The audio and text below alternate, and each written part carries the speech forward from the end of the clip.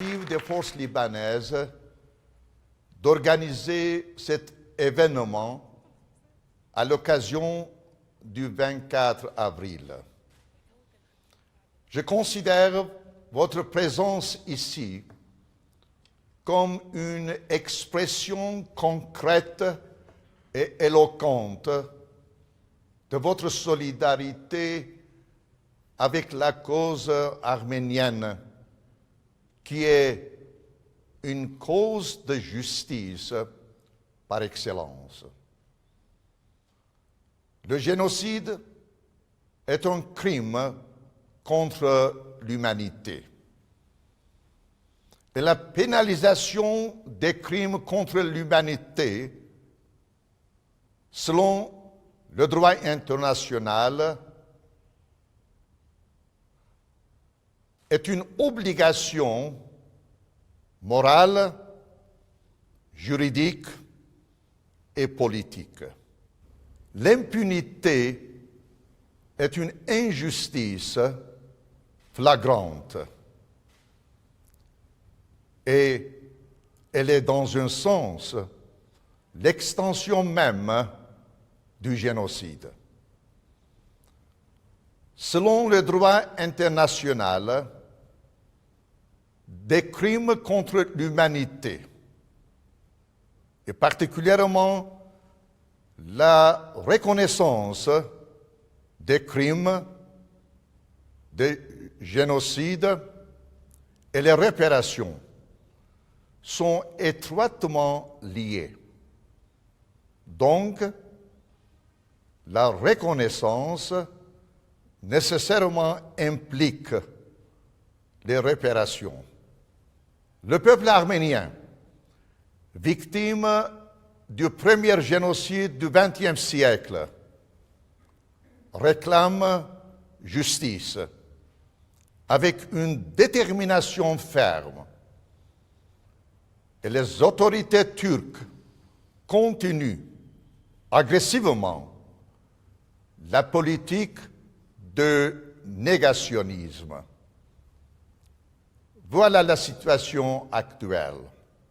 Malheureusement, les droits internationaux,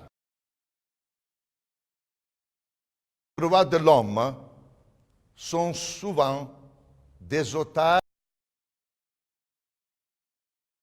qu'on appelle la réelle politique. Mais écoutez,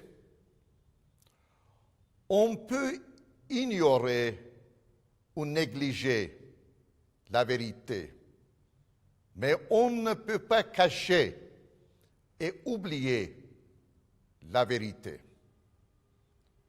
La Turquie doit respecter sa propre histoire et changer sa stratégie du déni et du refus et accepter la vérité. Oui, la vérité dérange, mais éventuellement, la vérité réconcilie. L'histoire montre clairement qu'un peuple ne meurt pas s'il a la foi de vivre.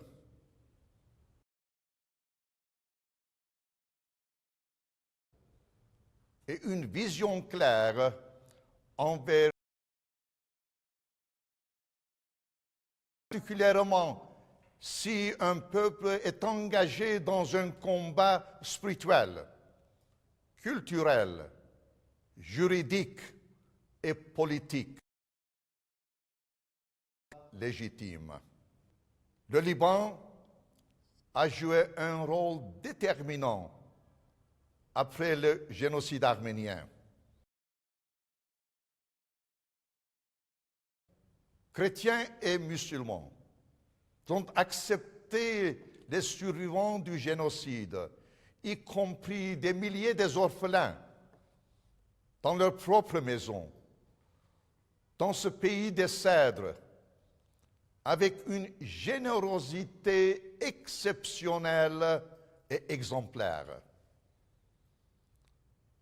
La renaissance du peuple arménien à commencer ici au Liban. Et c'est pourquoi le Liban a une place particulière dans le cœur de tous les Arméniens dispersés dans le monde entier. Mon père a été un survivant du génocide.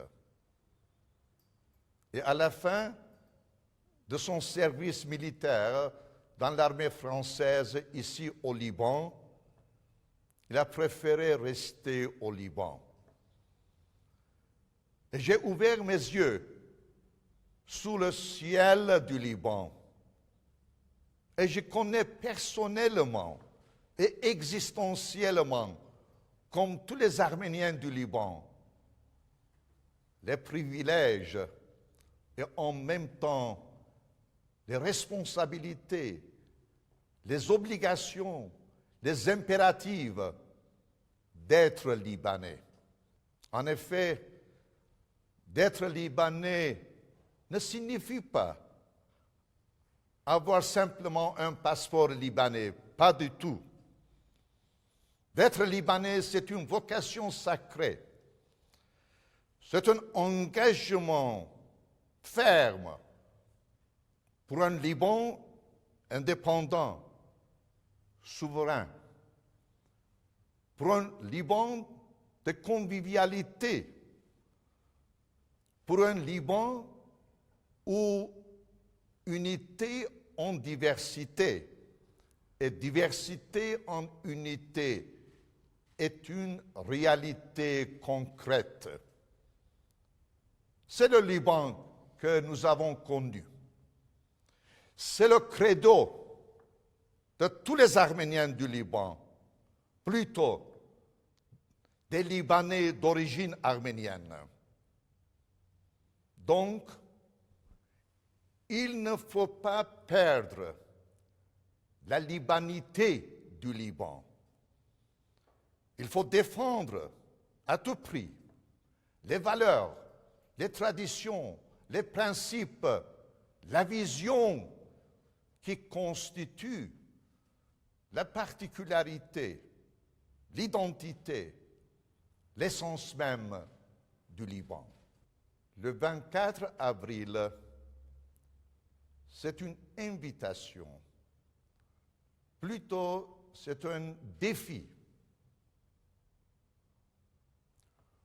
pour prendre une position claire et ferme en défense de justice, des droits de l'homme, la dignité humaine.